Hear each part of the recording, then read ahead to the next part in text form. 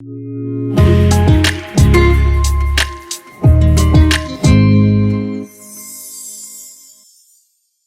matin tout le monde. Bon matin. Bon matin, on m'entend? C'est-tu moi? Hey, merci d'être là tout le monde. Vraiment, là, je suis très content de pouvoir vous accueillir pour cette célébration de l'Action de grâce avec toute notre équipe ici, les atos qui vont... Dans le fond, ce matin, on va avoir... c'est un petit peu différent. Ils vont faire leur témoignage, tout le monde pas tout le monde en même temps, sinon ça serait cacophonique. Juste placer... comment... Tu peux reculer un peu. Ouais, non. Ils vont partager leur histoire, vont partager ce que Dieu a fait dans leur vie. Par la suite, on va avoir un temps de louange ensemble. Pendant l'Action de grâce, on s'est dit comment est-ce qu'on peut rendre ça festif, comment est-ce qu'on peut rendre la célébration, ou si on remercie Dieu de tout ce qu'il a fait dans la vie de ces jeunes-là. Donc, pendant la célébration, vous allez les voir ici, se faire baptiser. Ils vont faire profession de foi. Ça se peut que vous ne les entendiez pas, mais on va chanter ensemble pendant qu'ils sont baptisés. Ça va être un petit peu nouveau, ça va être spécial. Mais pour nous, c'est de pouvoir célébrer tout le monde ensemble, ce que Dieu a fait dans leur vie, mais aussi l'Action de grâce, tout le monde ensemble. Est-ce que vous êtes prêts? Yes. OK. Kélia est prête. Johan, c'est bon? Yes. OK. Je vous laisse avec Johan pour ce matin. Bon matin tout le monde. J'espère que vous allez bien. Yes. Moi, c'est Johan, j'ai 18 ans. J'ai grandi dans une famille chrétienne tout au long de mon enfance, mais j'avais pas d'église, donc j'avais pas de groupe d'amis d'église, puis c'était difficile pour moi de parler de ma foi à l'école parce que c'était tous des gens non chrétiens, donc c'était vraiment comme tu sais, je vivais tout seul dans ça avec ma famille. Puis une fois de temps en temps, on allait à des églises à l'extérieur qui étaient comme à 2 heures de la ville, fait que c'était un peu difficile d'avoir un groupe d'amis loin comme ça quand j'étais plus jeune. Ça, c'était tout au long de mon primaire, dans le fond. Puis vers l'âge de 12 ans, quand j'ai commencé le secondaire, on est déménagé ici à Gatineau. Et pour la première fois, j'avais vraiment une église avec des amis à l'église. Puis je commençais aussi au secondaire, fait que j'avais un nouveau groupe d'amis au secondaire, dans le fond. Puis c'était un peu difficile pour moi de comme parler de ma foi rendu à ce niveau-là, parce que j'avais grandi sans faire ça, avec mon groupe d'amis d'église, d'école, dans le fond. Hein. Puis dans le fond, c'est ça. J'avais trop peur de me faire juger en venant à l'église. Puis comme tu sais, dans ma tête, je m'étais fait une vision de comme c'est quoi un chrétien, puis comment ça doit être parfait, puis tout. Mais c'était comme tout faux. Puis quand j'arrivais à l'église, j'étais comme, tu sais, je me sentais un peu intimidé de comme me faire juger, puis de pas suivre Dieu totalement, dans le fond. Puis en 2019, j'étais allé au camp des boulots, puis j'étais là avec comme plein d'autres jeunes qui étaient dans la même situation que moi, dans le fond. Puis genre, je ne savais pas que ça se pouvait, ça, parce que comme, tu sais, je parlais à personne, puis j'étais juste comme, wow, je suis pas tout seul dans ce problème-là. Puis c'est là que j'ai comme vraiment compris que comme, tu sais, genre, c'est pour ça que Jésus est mort. Genre, pour que je puisse comme, justement, pas être parfait, mais comme je puisse vivre comme selon qu'est-ce qu'il demande. Fait que aussi, c'est là que j'ai compris plus le principe de relation avec Dieu, parce que c'était plus une vision de religion que faut que je fasse ça pour être sauvé. Puis c'était difficile pour moi dans ce temps-là de faire ça, parce que c'est impossible. Il y a juste Jésus qui a fait ça. Puis c'est vraiment à partir de là que j'ai compris le message de Jésus, puis de le suivre. Puis ce matin, je veux vraiment vous montrer que j'ai choisi de suivre Jésus, comme mon chandail. Puis c'est ça. Merci.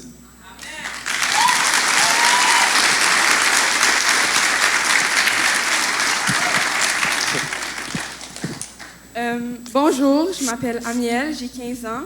Puis ma famille m'a élevée avec des valeurs chrétiennes, mais c'est surtout du côté de mon père qui m'a montré ce monde-là. Puis j'ai jamais eu vraiment de conversation sur ce sujet-là avec ma famille. J'avais trop honte, puis j'avais beaucoup de doutes sur l'existence de Dieu. Je me demandais, est-ce qu'il existe vraiment? Est-ce que c'est vraiment un Dieu merveilleux comme on parlait? Je suis allée à Awana de temps en temps, au dimanche matin aussi, pas souvent, puis j'en garde de bons souvenirs. Après ça, j'étais allée à la jeunesse, puis j'ai vu un autre monde chrétien que j'aimais, j'avais une certaine curiosité, mais pas plus que ça. En même temps, je suis rentrée au secondaire, puis j'ai vu un autre monde aussi complètement séparé du monde chrétien, puis ça m'a fait encore plus douter de l'existence de Dieu, parce que je comprenais pas pourquoi il y avait une tant grande séparation avec ça. Mais dans ma tête, je me considérais chrétienne parce que j'avais un pied dans ce monde-là, puis je pensais que c'était ça. Après ça, j'ai décidé à l'été 2020 de m'inscrire comme staff au camp des boulots. Puis pour la première fois, j'ai vu c'était quoi être chrétien puis avoir une relation avec Dieu. J'avais une vraiment grande paix en moi, puis Dieu me montrait que c'était le bon chemin à suivre. J'avais encore des doutes, je me disais, est-ce qu'il fallait faire autant de sacrifices pour être avec Dieu? Je comprenais pas. Puis il y a un verset qui m'aide beaucoup, qui est dans 1 Jean 5, 3-5, qui dit « En effet, l'amour envers Dieu consiste à respecter ses commandements. Or, ces commandements ne représentent pas un fardeau, puisque tout ce qui est né de Dieu représente la victoire contre le monde, et la victoire qui a triomphé du monde, c'est votre foi. » Pour moi, ce verset-là, il veut dire que Dieu nous a donné ces commandements-là parce qu'il nous aime, puis il sait ce qui est mieux pour nous. Puis il n'a jamais dit que ça allait être facile, mais il nous a donné une épaule pour s'appuyer puis pour le suivre. Puis, après cet été-là, je me suis rendu compte que j'avais beaucoup de travail à faire sur moi-même, des péchés que j'avais que je me rendais même pas compte. Puis la question du baptême est venue tranquillement, mais j'avais beaucoup de doutes. Je me disais, est-ce que j'ai assez vécu dans ce monde-là? Est-ce que j'ai assez d'expérience? Puis ma cousine me montrait un verset dans Actes 22-16 qui dit « Et maintenant, pourquoi tarder? Lève-toi, sois baptisé et sois lavé de tes péchés en faisant appel au nom du Seigneur. » Puis pour moi, ça veut dire que pourquoi tarder? Pourquoi tarder? Puis juste comme fais-le, puis même si tu as eu des difficultés, même si tu as eu des doutes, Dieu est là, puis c'est ça l'important. Fait qu'à l'été 2021, je suis retournée comme staff. Je ne m'étais pas encore fait baptiser parce que Dieu avait encore des trucs à montrer avant ça. Je me suis rendu compte que c'était à mon tour de donner puis de continuer à avancer là-dedans.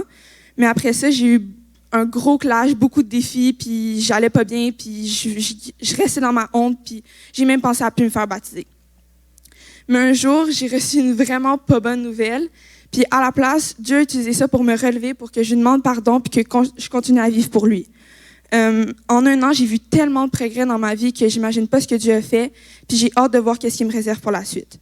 Aujourd'hui, je vais me faire baptiser parce que je veux lui obéir, mais aussi parce qu'il y a une tellement bonne relation avec lui, puis je veux pas retourner en arrière.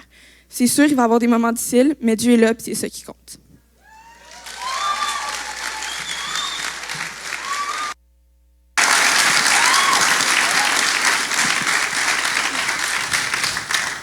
Allô? Moi, c'est Kélia Johannis, mon nom. J'ai 14 ans, je suis en secondaire 3, puis j'aime les girafes. Moi, j'ai grandi aussi dans une famille chrétienne. J'ai eu cette chance-là. Mais, comme j'allais à l'église juste parce que mes parents y allaient, j'apprenais comme, ça me tentait pas vraiment d'y aller, là. Puis tout ce qu'on apprenait, ça me passait à travers les oreilles. Comme, je retenais pas vraiment grand-chose.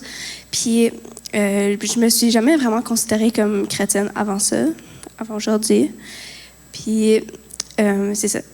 Là, en 2019, mes parents se sont séparés, sont maintenant divorcés et tout. Puis, ça a été une période difficile pour moi parce que, c'est comme beaucoup de changements soudainement. Puis, j'ai demandé à Dieu, comme, pourquoi est-ce que tu fais ça en moi? C'est injuste, là. Puis, c'était le même. Là, je m'en vais en secondaire 1. Puis, je veux me faire accepter. Je veux, comme, avoir des amis, puis je me fais influencer. Par exemple, il y a un nouveau opinion qui ressort avec LGBTQ, tout ça, l'orientation sexuelle.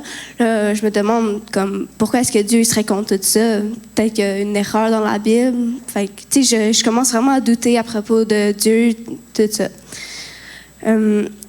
Puis là, après, c'est plus tard que j'ai réalisé que Dieu, par rapport à la séparation de mes parents, j'ai réalisé que Dieu, il fait tout.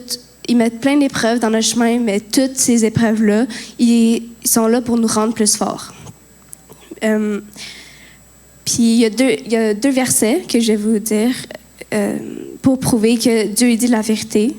Puis, dans Jean 14, 6, ça dit « Je suis le chemin, la vérité et la vie.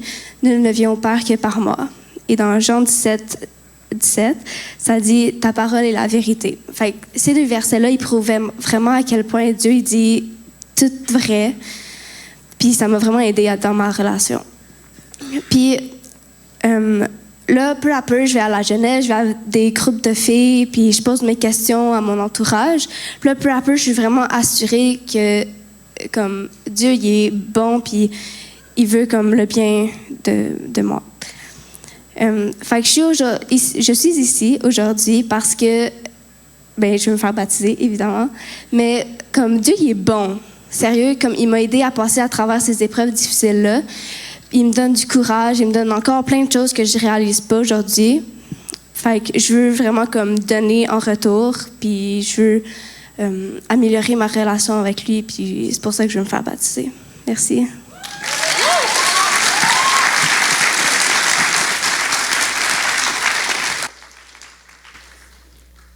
Allô? Je m'appelle Rebecca Legendre et j'ai 15 ans et aujourd'hui, je vais me faire baptiser. J'ai grandi dans une grosse famille chrétienne et j'ai été très chanceuse avec ma famille et tous mes amis, mon entourage. J'ai grandi ici dans l'église et je posais toutes mes questions. Même des fois, il n'y a pas de réponse et c'était correct. Et des fois, c'était des réponses que j'allais trouver moi-même. J'ai fait Tawana, j'ai prié, j'ai été allée à l'église les dimanches, j'ai chanté les chansons. Et toute ma vie, Dieu y était une partie. J'étais très chanceuse de ne pas avoir beaucoup de grands problèmes dans ma vie. C'était très bon. Mais je pense que c'était plus récemment que j'ai vraiment compris comment de grandeur Dieu y avait. J'ai commencé à aller à la jeunesse ici, la jeunesse 12-17, et j'ai commencé à parler beaucoup avec les filles de mon âge et mes leaders. Et je pense, là, j'ai vraiment commencé à apprendre comment bon Dieu est et comment c'est important d'avoir un groupe avec toi qui t'aide à grandir dans ta foi et tout ça. J'ai commencé à prier, mais avant, c'était que je récitais comme la même chose, mais plusieurs différentes variations. Mais maintenant, c'est vraiment comme je parle à mon meilleur ami. Je parle de ma journée, je dis à Dieu mes espoirs, je demande de m'aider dans les difficultés, de me guider. C'est comme tout a changé un peu. Je ne pensais pas à ces choses comme les choses que je fais à chaque jour. C'était vraiment quelque chose que je voulais faire. Je voulais lire ma Bible, je voulais faire le temps. Ça me donnait un peu de peine quand je ne pouvais pas et j'avais trop de choses à faire. Ça fait un peu longtemps que je pense à me baptiser. Ça fait janvier. Mais j'ai vraiment pas fait la décision avant avril. Et c'était quand mon amie Inayat s'est fait baptiser, que j'étais assise dans la salle et pendant qu'elle parlait, tu pouvais voir la joie sur son visage. Tu pouvais vraiment voir comment elle aimait ça et elle voulait suivre Jésus. Et c'est là que j'ai décidé que je voulais faire cette décision aussi. Moi, j'avais toujours pensé au baptême à comme une montagne qu'il fallait atteindre le sommet. Mais vraiment, on était déjà au sommet, c'était vraiment juste avoir confiance en Jésus, qu'il est mort pour nos péchés sur la croix. Maintenant, je vais me faire baptiser aujourd'hui. Ça fait 2 mai, mais honnêtement, je suis très contente que c'est maintenant parce que ce jour est tellement plus important pour moi à cause de comment ma foi a grandi depuis là. Mais je ne dis pas que j'ai pas de problème parce que j'en ai, ouais. Je pense que tout le monde en a. Mais je me sens un peu plus heureux. J'avais beaucoup d'anxiété avant et même aujourd'hui. Mais il y a un verset que j'ai trouvé pendant que je lisais ma Bible qui m'aide beaucoup, Matthieu 6, 34. Ne vous inquiétez donc pas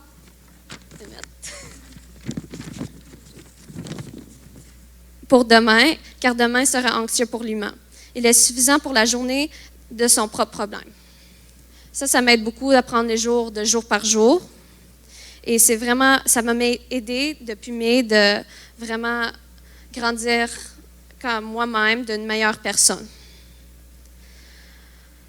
Aujourd'hui, je vais faire mon choix de me faire baptiser. Et comme Philippiens 3, 12 il dit, ce n'est pas que j'ai déjà remporté le prix ou que j'ai déjà atteint la perfection, mais je cours pour tâcher de saisir puisque moi, j'ai été aussi saisi par Jésus-Christ. Je veux faire Dieu une essentielle partie de ma vie parce qu'il m'aime malgré mes fautes. Et c'est un Dieu comme ça que je veux avec moi à travers tout.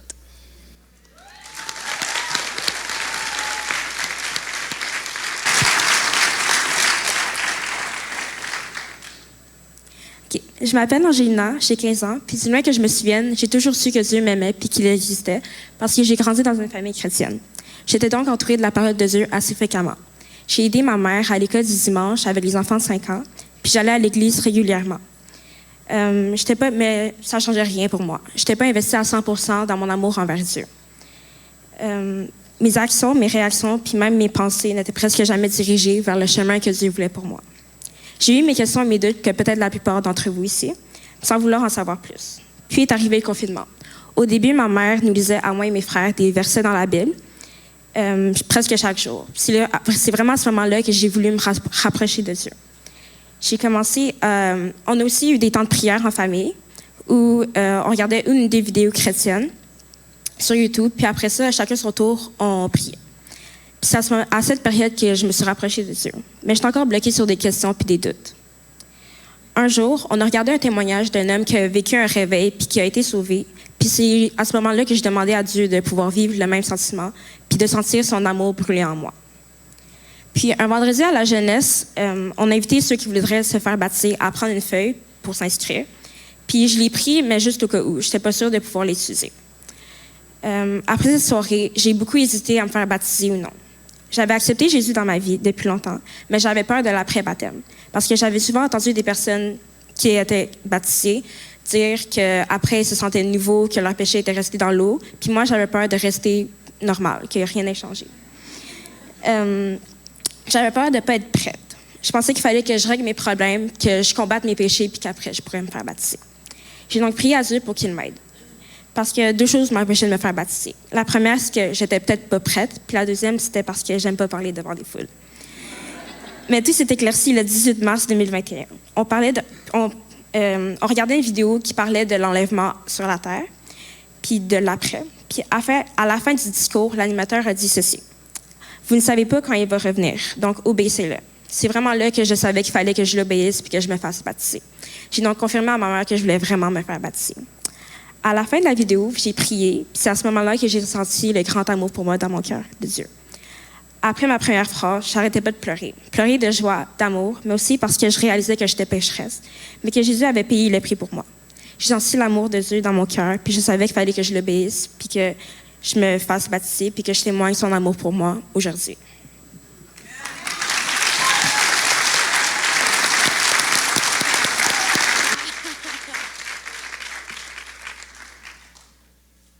Bonjour. Comme on dit, le meilleur pour la fin.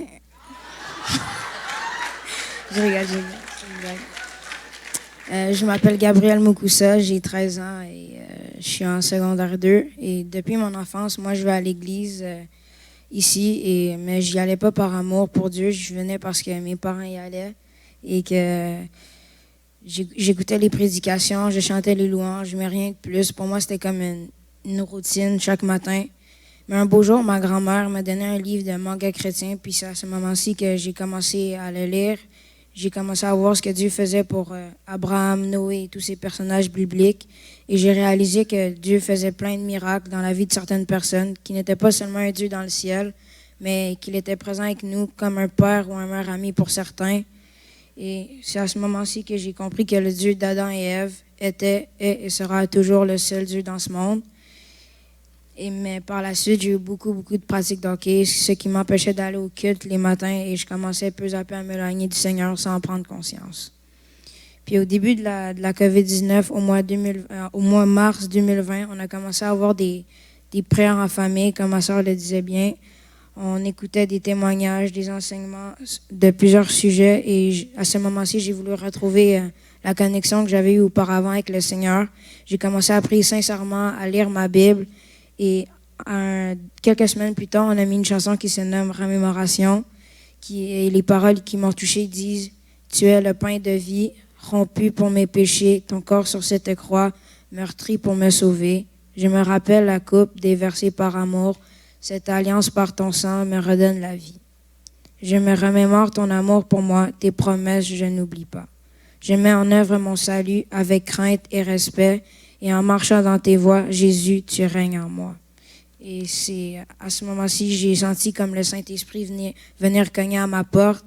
J'ai senti comme si le Seigneur venait de mettre sa main sur moi puis me dire « Hey, t'es pas tout seul, je suis avec toi. » Puis c'est à ce moment-ci que je me suis dit dans ma tête, Dieu, il a toujours été là pour moi, il m'a donné tout cet amour, puis moi, en tant qu'humain, je décide de continuer à pécher dans mon coin puis à l'ignorer. Puis c'est à ce moment-ci qu'à la jeunesse, on nous a informé qu'un baptême aura lieu. Et c'est à ce moment que j'ai dit que je veux le suivre et que je veux me faire baptiser pour lui montrer publiquement que je l'aime et que je veux le suivre. Merci.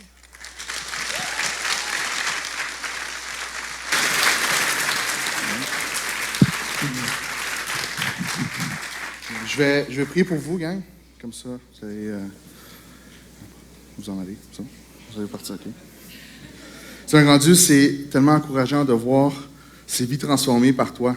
Merci de t'être révélé à eux d'une façon personnelle, d'une façon spéciale dans leur vie, Seigneur. Je suis tellement encouragé de voir à quel point chacune des histoires est personnelle à eux. Tu es venu où est-ce que eux, ils avaient besoin de toi, Seigneur grand Dieu. Puis vraiment, je veux te remercier pour ça ce matin.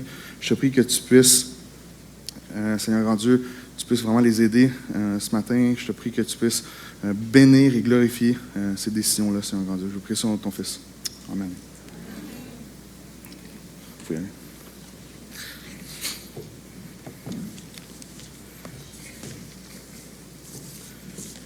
aller. Vous êtes encouragés? Je pense que, oui, pour elle, là.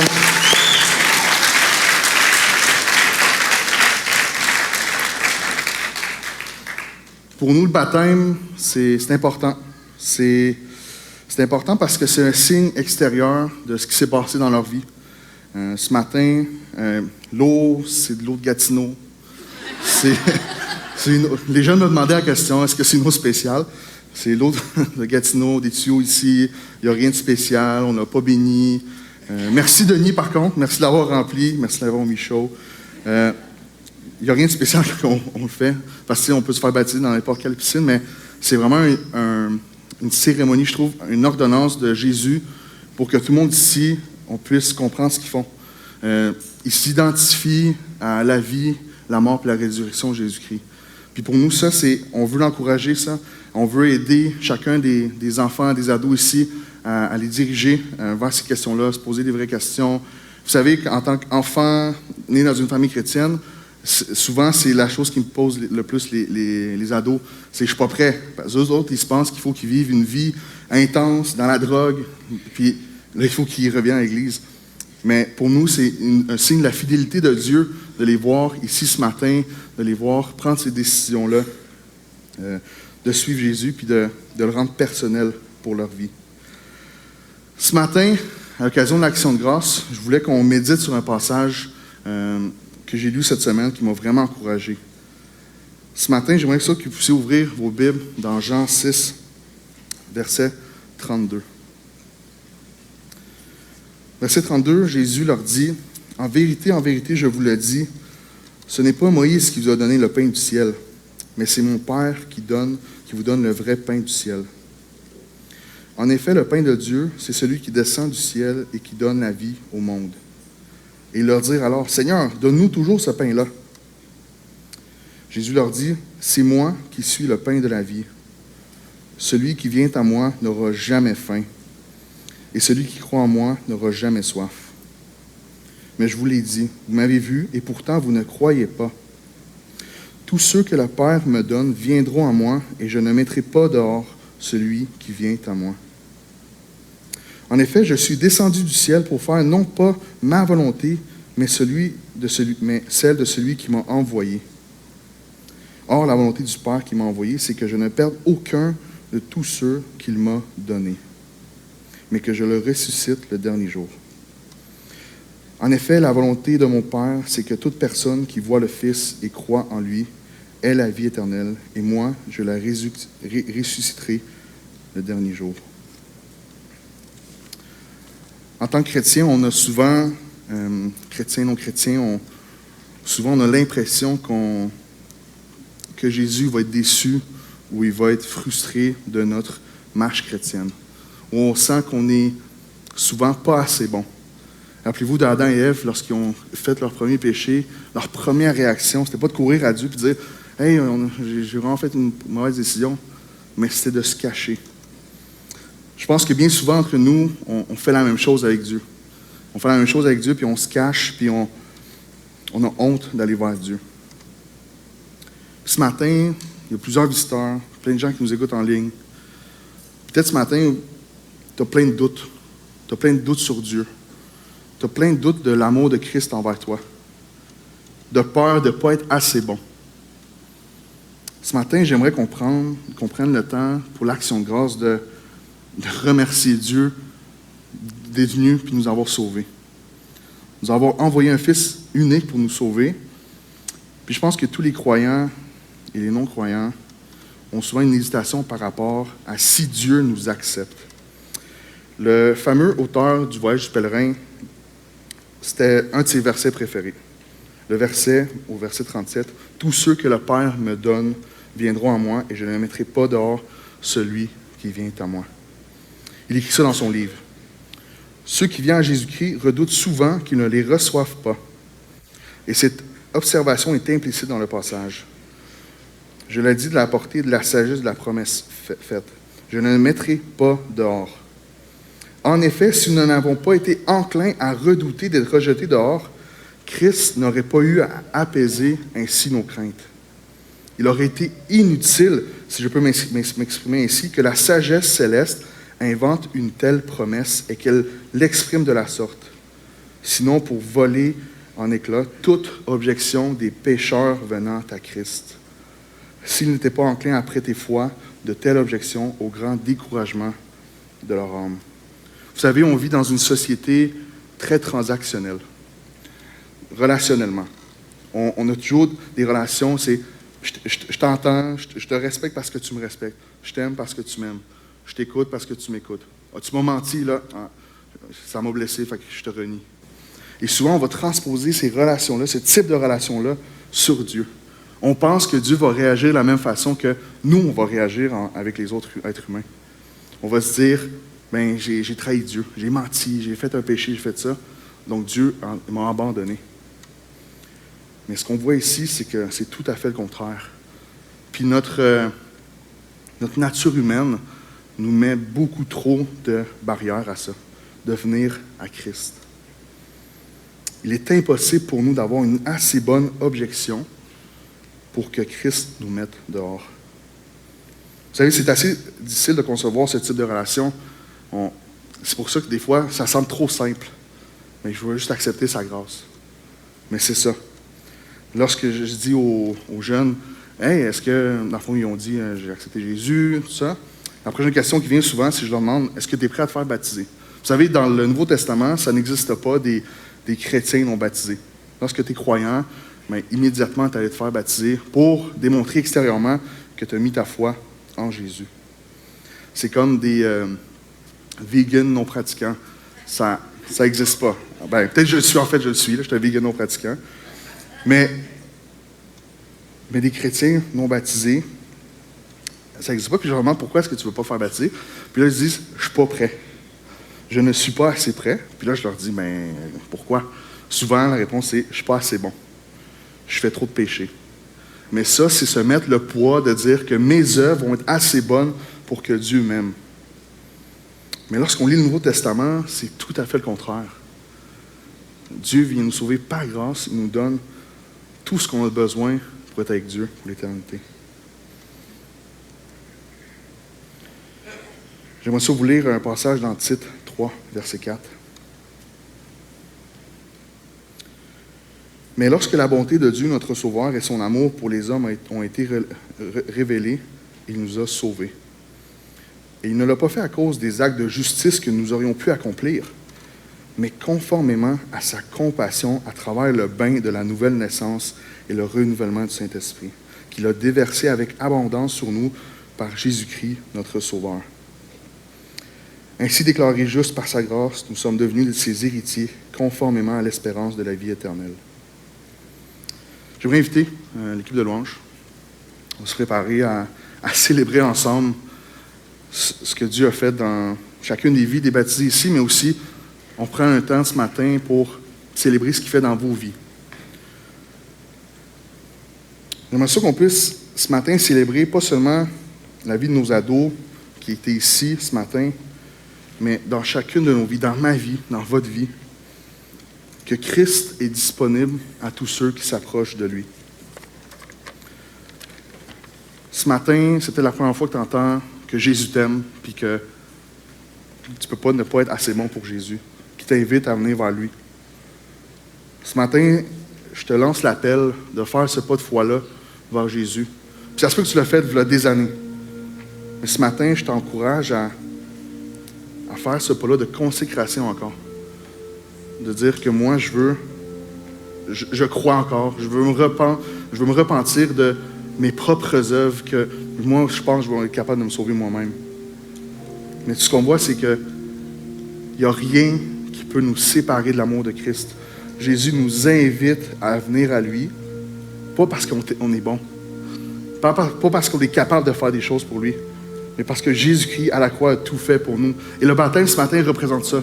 Que je veux m'identifier non seulement à la mort, mais à la vie de Jésus, à sa mort et sa résurrection.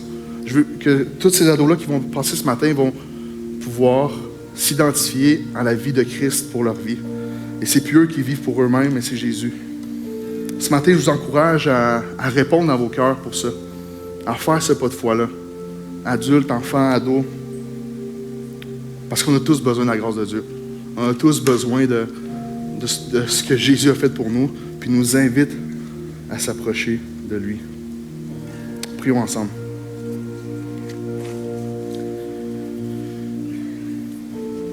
Seigneur Dieu, l'action de grâce, c'est pour te remercier de la récolte. Mais Seigneur, je pense ce matin, on veut te rendre grâce pour le sacrifice que tu as fait pour nos vies, Seigneur. On veut te rendre grâce pour l'amour que tu as eu vers nous, des pécheurs qui avaient besoin de sauveur. Seigneur Dieu, accepte-nous. Seigneur, merci d'être toujours là quand on a besoin de toi. Merci d'être gracieux envers nous. Merci d'être gracieux dans ton amour envers nous. Puis il n'y a rien, il n'y a aucune objection qui peut nous arrêter d'aller vers toi, Seigneur Dieu. Nous prions de ton Fils.